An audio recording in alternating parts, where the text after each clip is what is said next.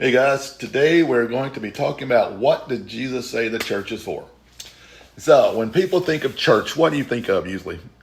Steeples, stained glass in some, Sunday mornings, music, preaching. And while those things might be part of church life, they're not really what Jesus said the church is for. Jesus didn't give us a business model or a blueprint for a building. He gave us something way more powerful. A mission, a purpose, and a people. See, he told his followers, go and make disciples of all nations. That's the first big clue. The church is meant to reach people. All people. Not just to get them to show up, but to help them really know Jesus, to walk with him, and to learn what it means to live in his ways. That means baptizing them, teaching them, walking with them through their highs and lows. See, church isn't just for the found, it's for the lost. And when Jesus walked into the temple and saw people treating it like a marketplace, he did not stay quiet. He turned over some tables and said, my house will be called a house of prayer for all nations. He wasn't just mad about the money. He was showing his heart. See, the church is supposed to be a place where anyone, no matter their past, their race, their pain, can come and connect with God. It's meant to be full of prayer, not performance. It's supposed to bring heaven close to earth. Jesus also said something simple but powerful. I am the vine, and you are the branches. In other words, church, the church cannot do it apart from him. The life of the church flows from staying close to Jesus. When we are connected to him, fruit shows up. Things like love, truth, healing, and strength. That's how people begin to see who God really is.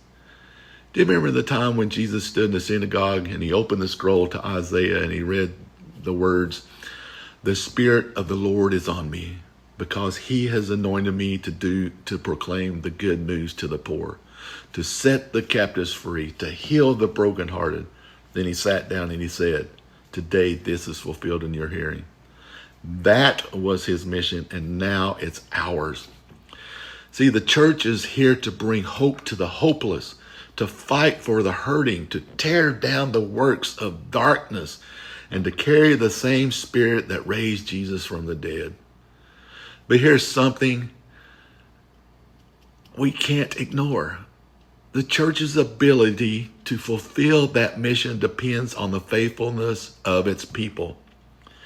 Without our fellow Christians tithing and giving offerings to help finance the kingdom, the church cannot be that light in the city, the help to the hopeless, or the guidance to the lost. See, ministry takes resources. And when we pull ours together, far more can be done than any one person doing it alone.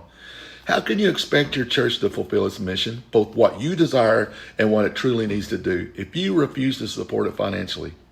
And for those of you that may say, that's easy for you, Pastor, to say because you get paid by the church. No, I don't. I am a volunteer. I do not get any money from the church.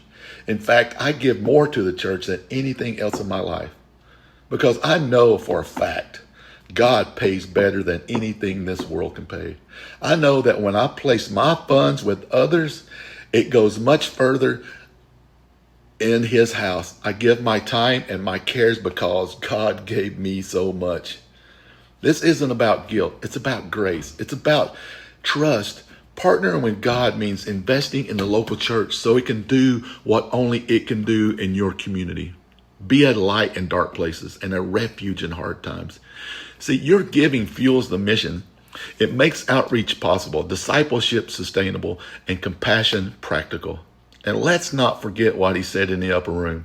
They will know you are my disciples by your love for one another. That right there, love, is supposed to be our calling card.